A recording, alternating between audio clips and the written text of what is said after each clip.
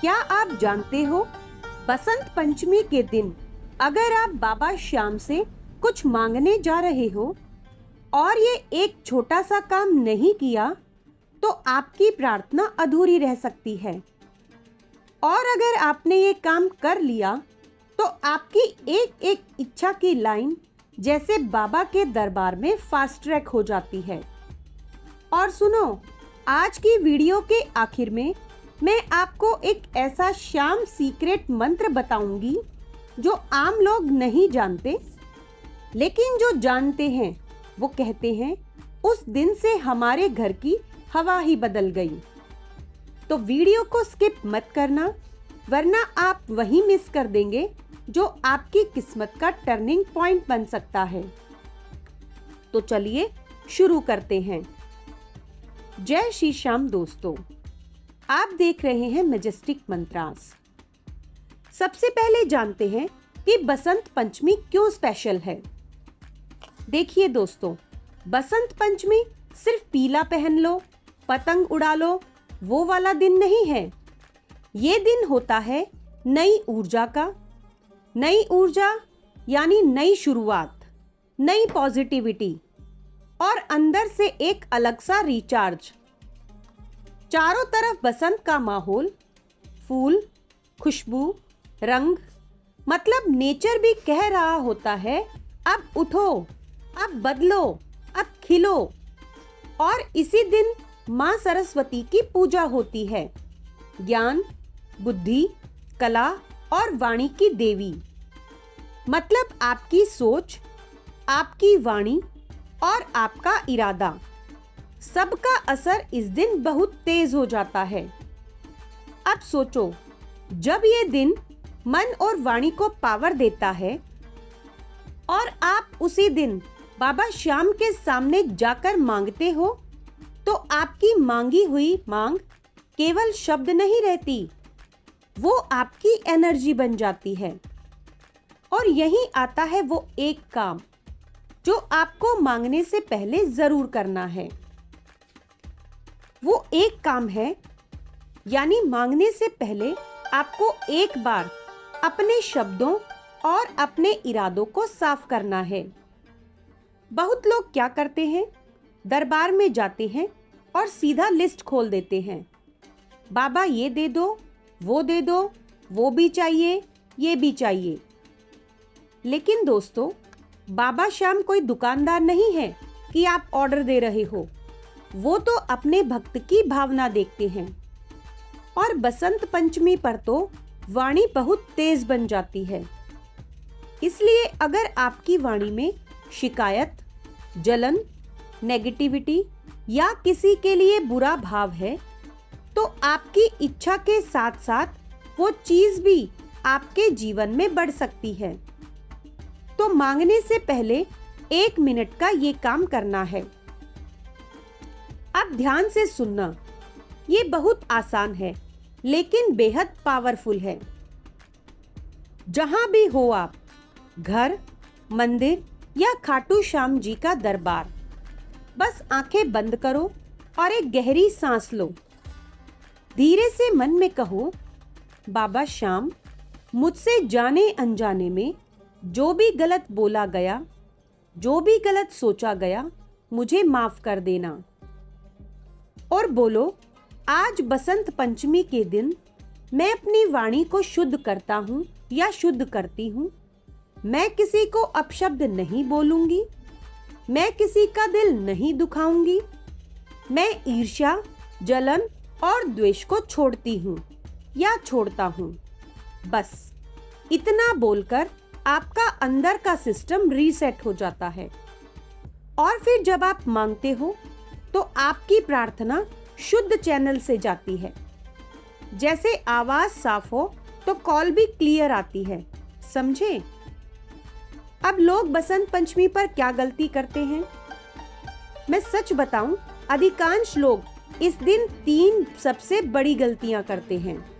Number 1, दूसरों से तुलना। उसके पास ये है, मेरे पास क्यों नहीं?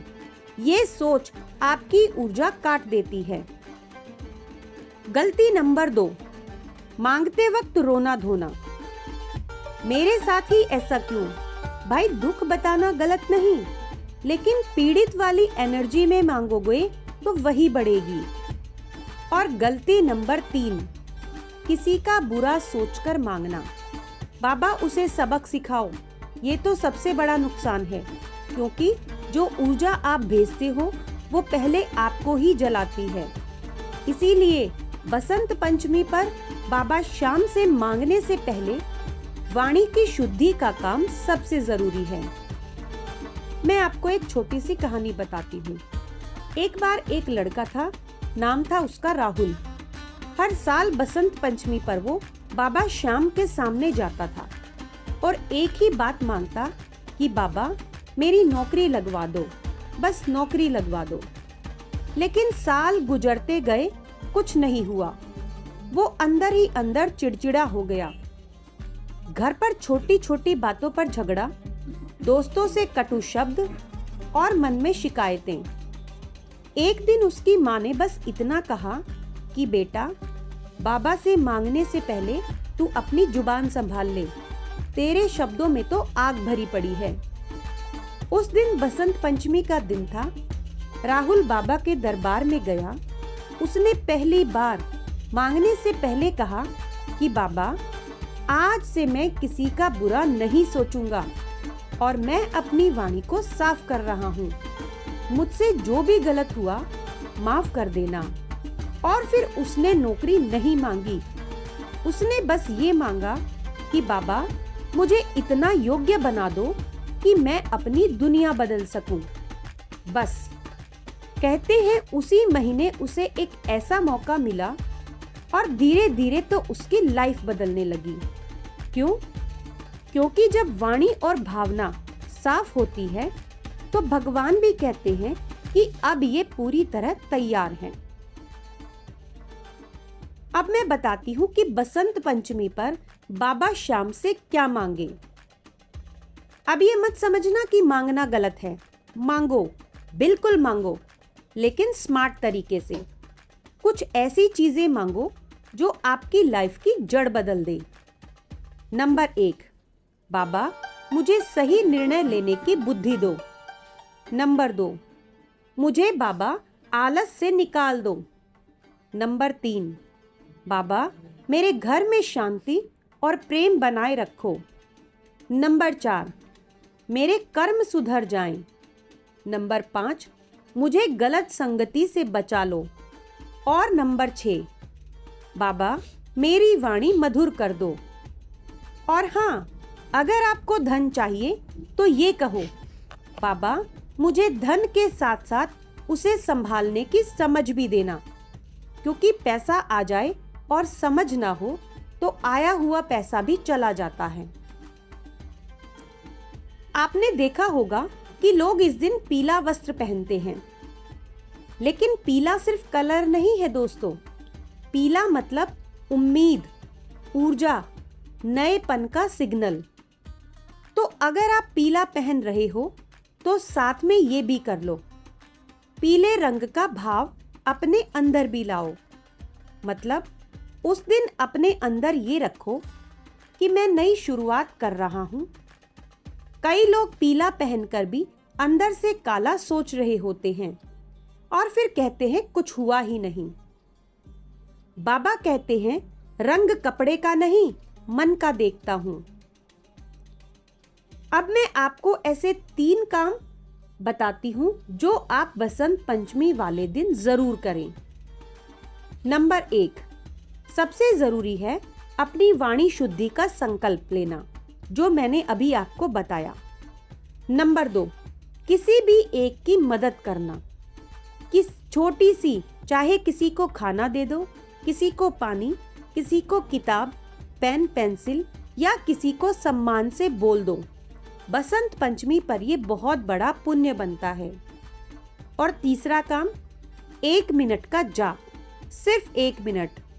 श्याम श्याम श्याम नाम का जाप, धीरे धीरे सांस के साथ। ये तीनों कर लो तो समझो आपने उस दिन का स्पिरिचुअल रिचार्ज कर लिया। अब मैं आपको एक छोटी सी प्रार्थना बता रही हूँ।